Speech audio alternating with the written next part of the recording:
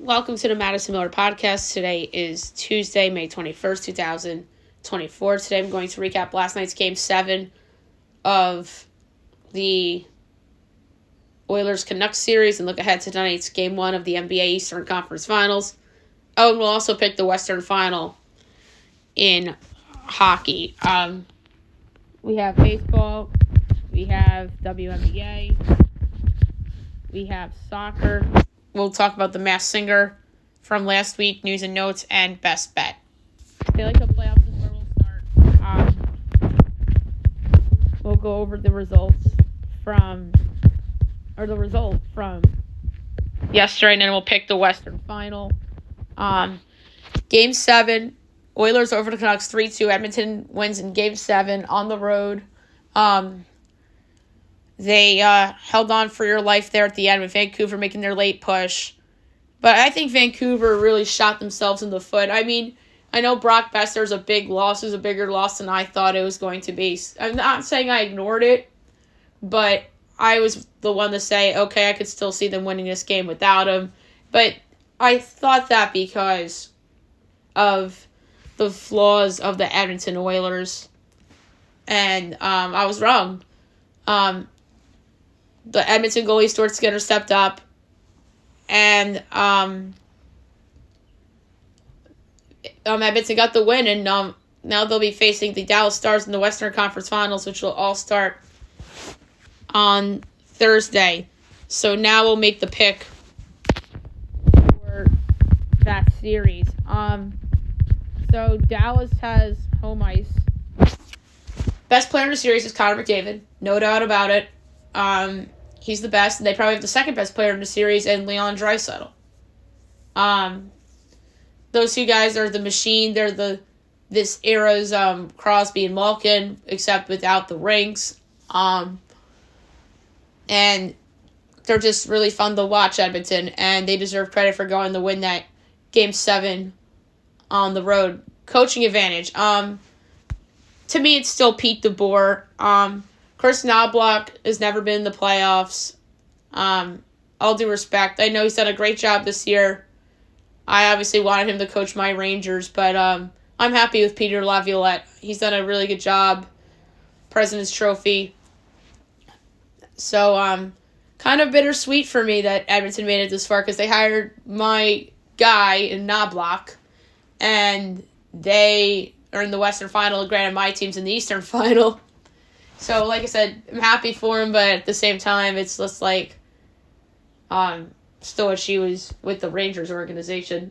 But nevertheless, I'm still really, really happy for him. So Peter DeBoer to be the better coach. He's made Stanley Cup Finals is in the past, and he, with the experience, I think has the edge over Knobloch. Goaltender, Jake Ottinger for sure. Jake Ottinger is the most underrated goalie left in the playoffs.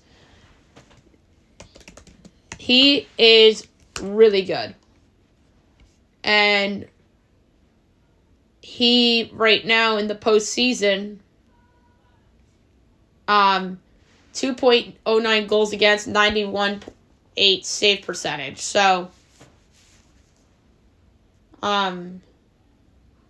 he is just really, really good, of course.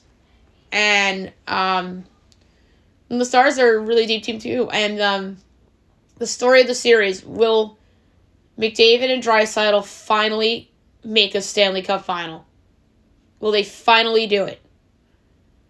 I think Dallas is the deeper team and the better team. They have the best two players, obviously, Edmonton does in the series. I think Jason Robertson's going to have a big series. I think that the other veterans on Dallas will be important as well, but will McDavid and Draisaitl finally break through to the Stanley Cup Final is my storyline of the series. And a pick. I'm going with the Dallas Stars in 6. I just think they're better. I think Ottinger's a huge difference. This could play out like Rangers Carolina, where the goaltending difference is the sole reason. Like, you could make that case with Carolina, that the sole reason that the Rangers had the big edge in that series was because of the goaltending. I know the special teams, the Rangers had the advantage too, but you could argue Carolina was the better 5-on-5 team, but like, there were so many arguments. But the goaltending here is a huge difference. Dallas is -128 favorite to win the series as... Oh, no, that's not the series. My bad, that's the game. That's game one. So Dallas is only -120 in the series. Edmonton's even money. So series correct score, Dallas Stars 4-2 at 5-1. So the favorite outcome is Dallas in 7. That's because a lot of people say, oh, great series, favorite home team in 7. I think Dallas 4-2 is the pick here at 5-1. I love it.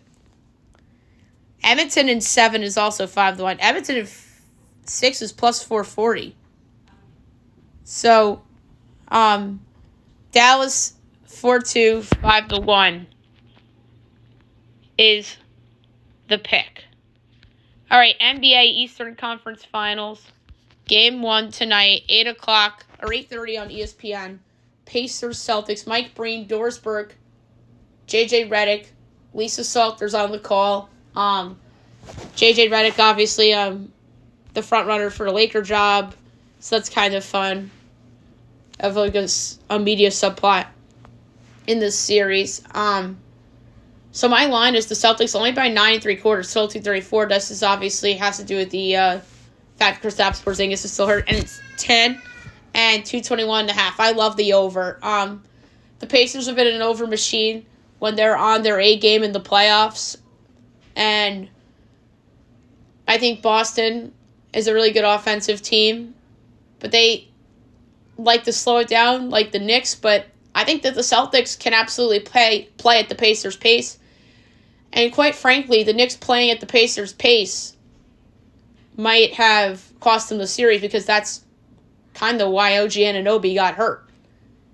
Because the Pacers made them play at their pace, and that's kind of why all these injuries were happening. I mean, I'm not blaming Indiana for injuring the Knicks, obviously, but Indiana forced the Knicks to play at their pace, and granted, it worked in games 1 and 2 until OG Anunoby got hurt, and they still ended up winning game 2, but Boston's going to have to play at Indiana's pace sometimes, and let's see if it works. I think this is an over game.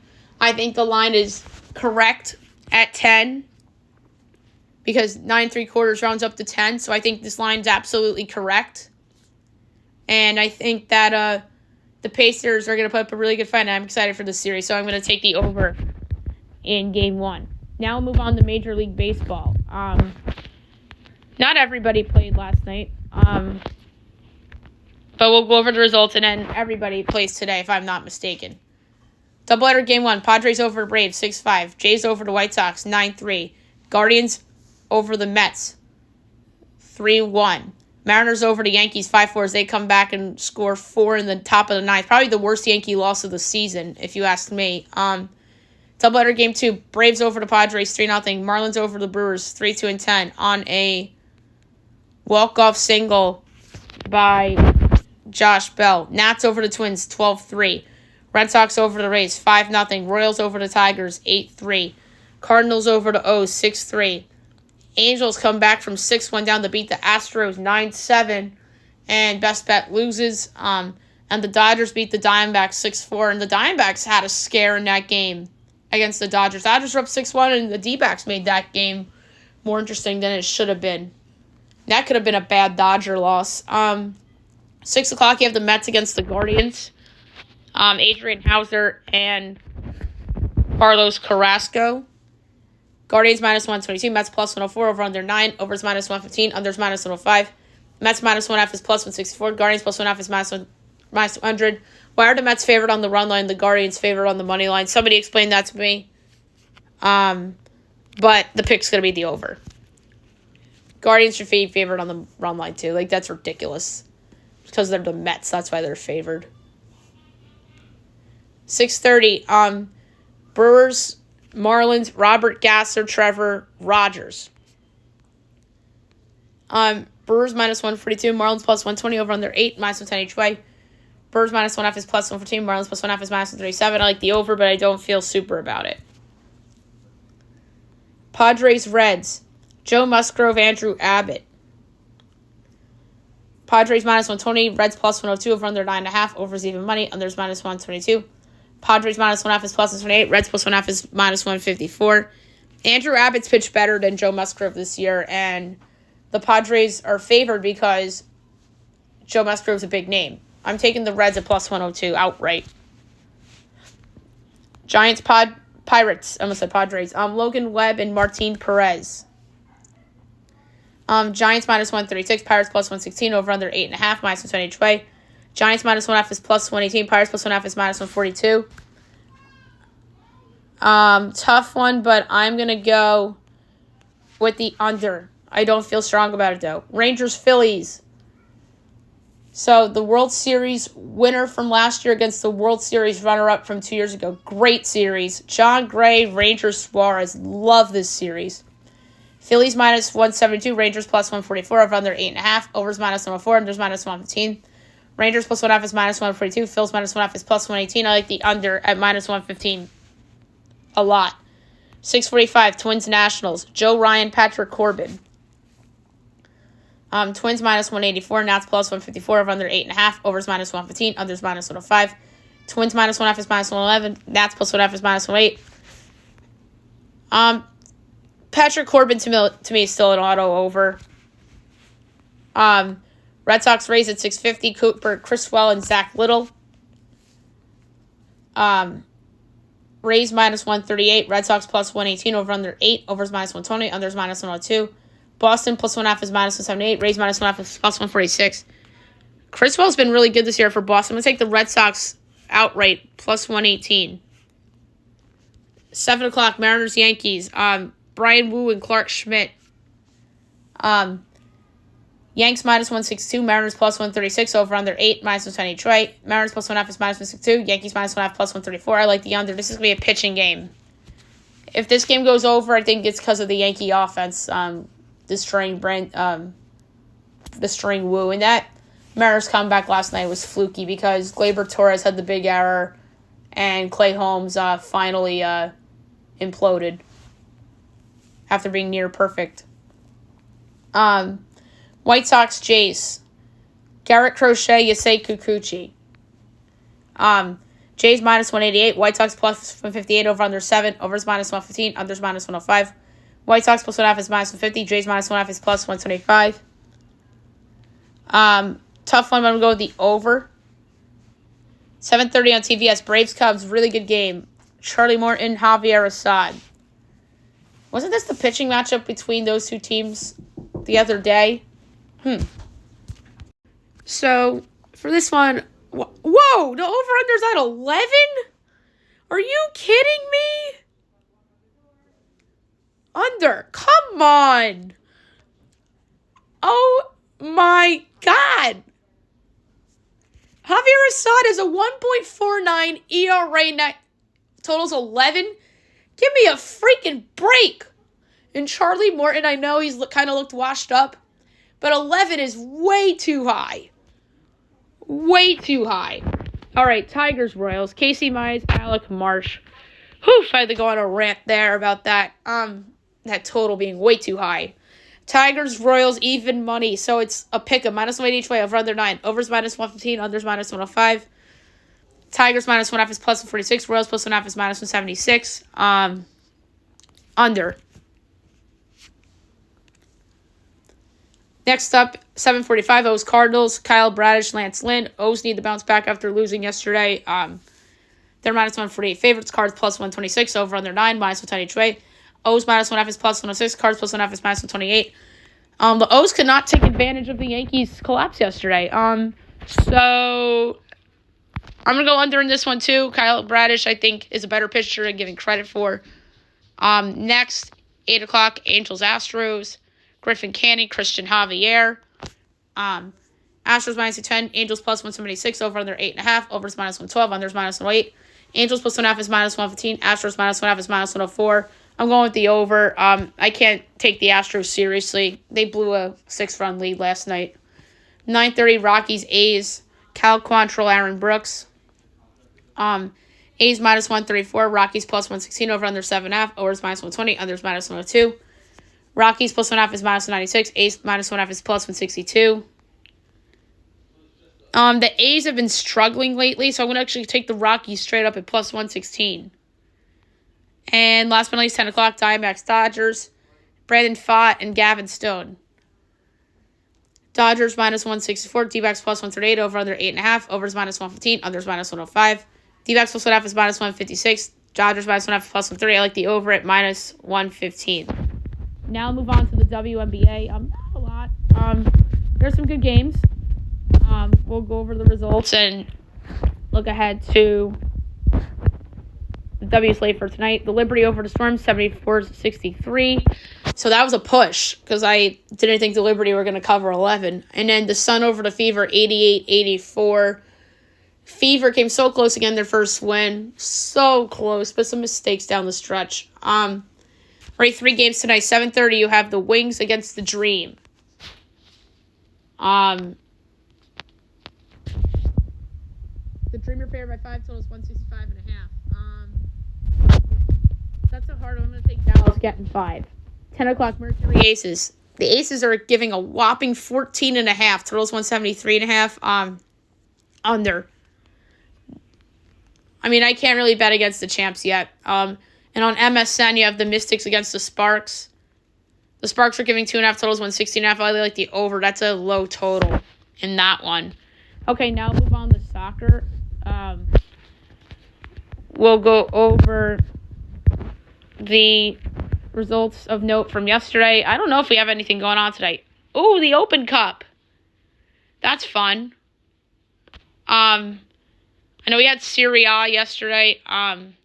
Verona over Salernitana 2-1, so that was a big win for Verona on the road. And then Bologna and Juventus was a 0-0 draw.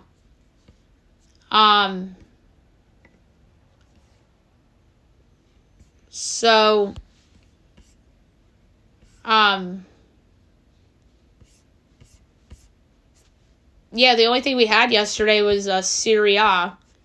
And then today we have the U.S. Open Cup, which is a lot of fun. We have a handful of games. Round of 16, 7 o'clock, you have Charleston and Atlanta.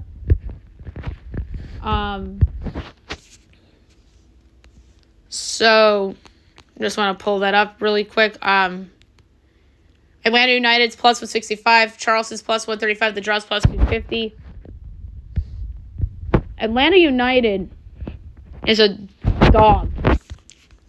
I don't understand. I know Charleston's hot from the other league, but I think Atlanta, with their experience from the past, is going to help them. So I'm going to take Atlanta at plus 165.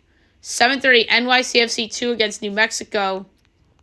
This is at Belton Stadium in Queens. New Mexico's minus 110. NYCFC 2 is plus 250. The draw is plus 260. I'm taking New Mexico United at minus 110. 8:30 is KC Tulsa. I expect KC to be huge favorites. Yes, they're minus 370. Tulsa's 8-1. The draw's plus 430. I'm going to go with over 3.5 goals at plus 124. 10 o'clock, you have Sacramento and San Jose. Sacramento plus 135, San Jose plus 170, draw plus 240. Again, a MLS team is a dog against a USL team. This is weird to me. I'm going to take Sacramento. I think they're home, and I just like the vibe. Plus 135. San Jose is one of the worst teams in the league. I was just surprised to see Atlanta as a dog.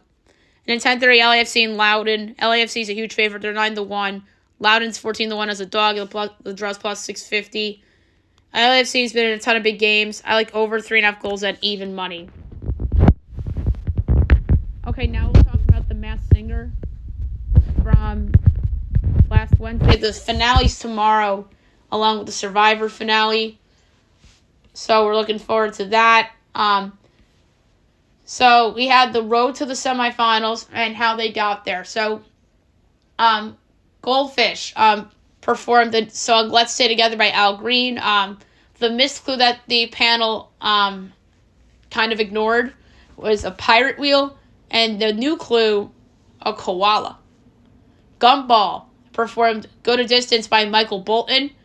The missed clue by the panel, the moon, and a new clue was a polar bear. And then Clock performed We Are Family by Sister Sledge. The missed clue was a sun clock, and the new clue is a magnifying glass with the black cat. Ooh. Was that to trick Ken Jeong into thinking that his guess might have actually been right? So that's the highlights of the road to the semifinals. Then they talked about their journeys and what they've overcome in the competition.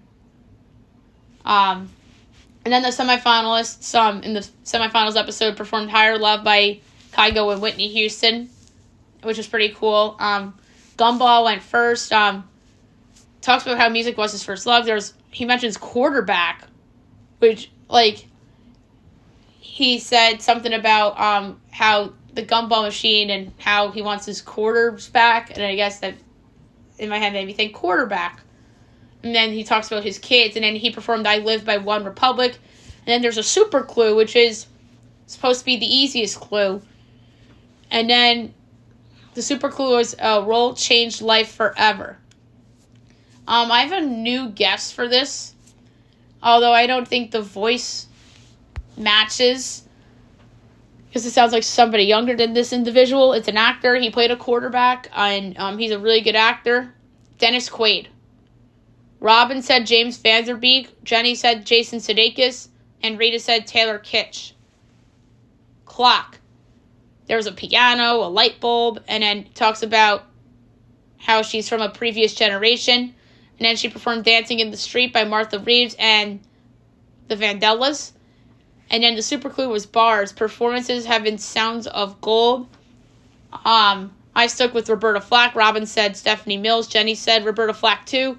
Rita said Thelma Houston, which was a new one. And then Jenny was convinced she was right with Roberta Flack. And then there's a button they press that drops off an Amazon Prime box. So I call it the Prime button clue. And Jenny opened the box, and it was roller skates. And then she was even more convinced that it was Roberta Flack after the roller skates. Goldfish. Talks about being low-key. And then she said that she wore a prom dress to an award show. And then she performed You Ought to Know by Alanis Morissette. And her super clue, the mouse came out, and obviously mouse was Demi Lovato. And she says that her and Demi go way back. I think this is none other than Selena Gomez. I think the Demi Lovato clue was the big hint. Demi Lovato and Selena Gomez played kids in Barney together. They were on Barney as kids. That's a giveaway, and I think this is Selena Gomez. Rita said Vanessa Hudgens and Ashley Tisdale. Those are both excellent guesses. Jenny said Selena, and Robin said Hilary Duff. Not terrible, but I don't think it's Hilary. I think the prom dress, that's the case for Robin being right. So they had a three-way battle royale, and they all performed A Moment Like This by Kelly Clarkson. Clock went first, Gumball went second, Goldfish went third. And the final two revealed to be Goldfish and Gumball. And who goes home? The Clock. My final guess was Roberta Flack. Robin said Stephanie Mills. Jenny said Roberta Flack. Ken with the stupid guess of Janet Jackson. Rita said Thelma Houston. And it was Thelma Houston. I was shocked that Rita was right. I was convinced that it was Roberta Flack. After Jenny with the roller skates was like, it's Roberta Flack. I mean, crazy. And then it was awesome that Thelma Houston at the end in the Clock costume performed her song Don't Leave Me This Way. She performed at the end. I love when the singers perform their songs at the end after they're unmasked. We saw that with Gloria Gaynor, and she sang I Will Survive after she got unmasked. When Montreal Jordan was on The Masked Singer, he performed This Is How We Do It Unmasked. So we've seen it a lot lately, which is pretty cool. Okay, now we'll move on to the news and notes for today. I'm going to try to rapid fire this. Jamal Adams is visiting the Ravens today. That would be a nice veteran ad for them. How about this? Georgia quarterback Jaden Rashada is suing Florida head coach Billy Napier, and boosters defrauded him by backing out of a $13.85 million NIL deal. Crazy. The Lakers start their head coaching interviews. J.J. Redick, James Borrego, and Sam Cassell. I'd like to see Sam Cassell get an opportunity, but you know the Lakers are going to go with the sexy name because Darvin Ham wasn't sexy. I mean, Vogel was sexy a little bit because he was really good with the Pacers. So you knew that was a little bit of a sexy name. J.J. Redick's probably the biggest name of them because he was a former player. He has respect from the players, and now he's on ABC with Mike Breen and Doris Burke. So I think J.J. Redick's the front runner. I mean, I'm not a Borrego fan. I know the Ringer's Ryan Russillo likes James Borrego, but he failed twice, if I'm not mistaken. He failed in Charlotte and he failed in Orlando. So to me, he's just a cross-off. And then I think Sam Cassell deserves an opportunity because he's been under Doc Rivers, and he, to me, should have learned from Doc. So I want to see him get an opportunity. Dan Gilbert is taking a bigger role as he's expected to be significantly more involved in basketball decisions. Ooh, not ideal. Shams reports that LeBron has had no conversations with Lakers about J.J. Redick. A lot of football stuff. Tua lost 10 to 15 pounds as he's hoping to increase agility. T. Higgins hasn't signed the tender yet as he can't rejoin team until he signs franchise tender. Oof. And then the other star receiver missing due to contract situation is CeeDee Lamb of the Dallas Cowboys. Devontae Parker is retiring as he spent time with the Dolphins, Patriots, and Eagles. He had a nice career. He was never a superstar, but he's had moments. Congrats to him. And J.J. Jefferson was not at Vikings camp. Not ideal.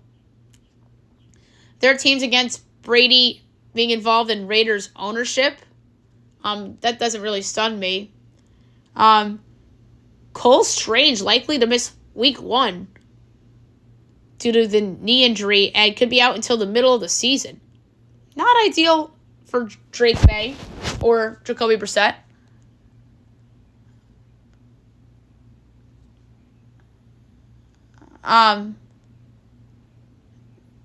So, something funny. Cameron Brink of the Los Angeles Sparks talks about how funny Kawhi Leonard is.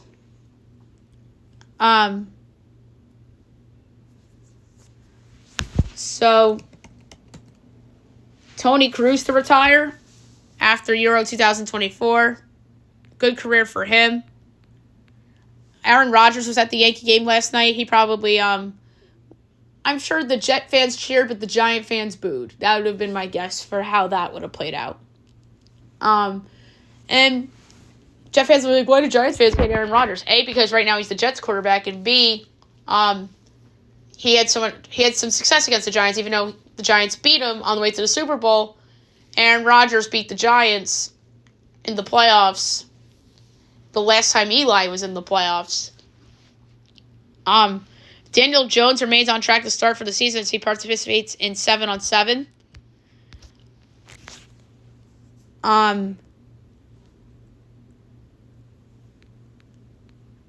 There's a lot of stuff for OTAs and minicamp. Garrett Cole will face batters today for the first time since the injury. That's good news for the Yankees. That rotation's been outstanding even without him. But they could use him. He's a Cy Young winner. And he's the best pitcher in baseball.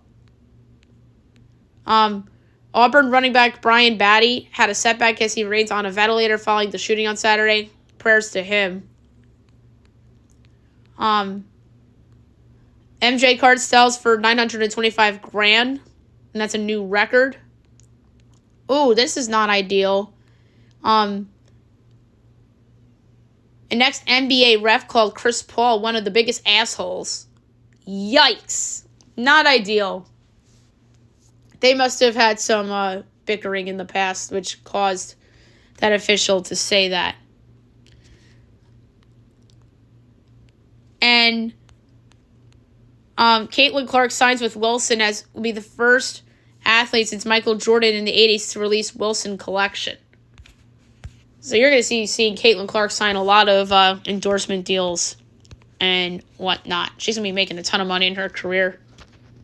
All right, last but not least, my best bet of the day brought to you by FanDuel. So I am going to go